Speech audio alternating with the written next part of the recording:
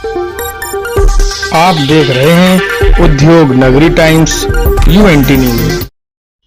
100 साल की बूढ़ी मां को बनाया बिजली चोर। आइए आपको सुनाते हैं एक बूढ़ी मां का दर्द।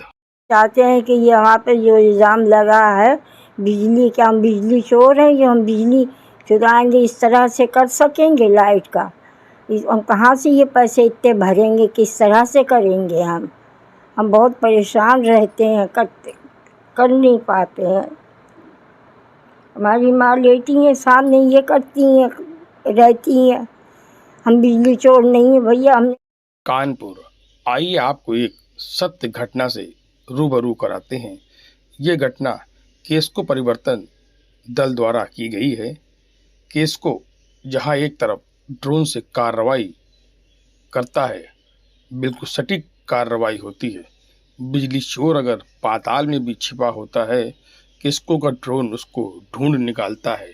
परंतु केस्को के ड्रोन से तेज नज़र तो केस्को के परिवर्तन दल की हो गई है, जिसने 100 साल की बूढ़ी माँ को बिजली चोर बना दिया।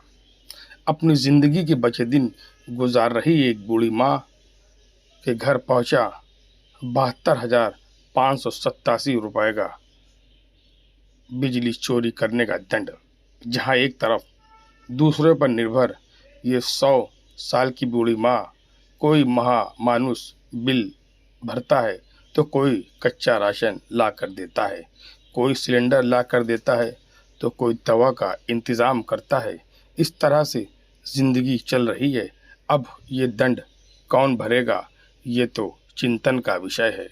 जो बूढ़ी माँ बिस्तर से उठ नहीं सकती, जिसकी सोचने समझने की शक्ति खत्म हो चुकी है, उसको तो समझ नहीं मेरे ऊपर बिजली चोरी करने का आरोप लगा है। क्या परिवर्तन दल आँख बंद करके काम करता है?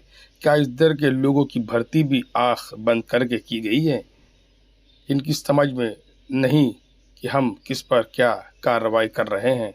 ये केस्को परिवर्तन दल नहीं, ये ज़िंदगी को परिवर्तित करने वाला दल है। क्या कानपुर केस्को एमडी सैमुअल पाल इस मामले पर संज्ञान लेंगे? ये तो वक्त बताएगा। आइए सुनते हैं बूढ़ी माँ की बेटी का इस मामले में क्या कहना है। कौकब जबी। क्या नाम है आपका? कौकब जबी। क्या हुआ है आपके साथ? कैसा वाले आए थे उन लोगों ने, रात में 11 बजा था, वो लोग 11 बजे आए, हम कमरे में बैठे थे, हमें मालूम ही नहीं। और वो लोग कहने लगे आपके यहाँ कटिया डली है और 3 आदमी साथ में थे। अब हम बताइए कैसे कटिया डालेंगे?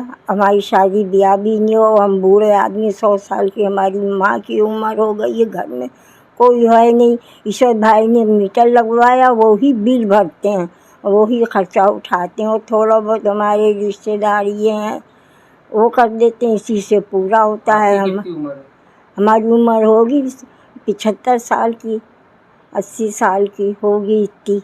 हमारी माँ की उम्र 100 साल की है। कैसा वाले आपके घर पे खुलवा के नहीं आए? नहीं, घर में खुलवा के नहीं आए, नीचे जीने से चले गए। मालूम नहीं किसने हमारा नाम लिखवा दिया और क्या उन्होंने जांच की, किस तरह से क्या किया, तो कटिया का नाम हमारे सर हो गया। आपका मीटर लगा है? हमारा मीटर लगा हुआ, हर महीने मीटर से ही आप जलाते हैं? हाँ, मीटर ही से चलती है हमारी। बिल जो है कौन पेड करता है? ईश्वर भाई देते हैं, वही करते हैं सब। हमारा है ही नहीं कोई करने वाला। तो नोटिस जो आपके पास आई, क्या लिखा है नोटिस में? नोटिस में लिखा था आप 2 नंबर की लाइट जलाए हुए हैं और 3 थे आदमी नीचे चेक करने वाले।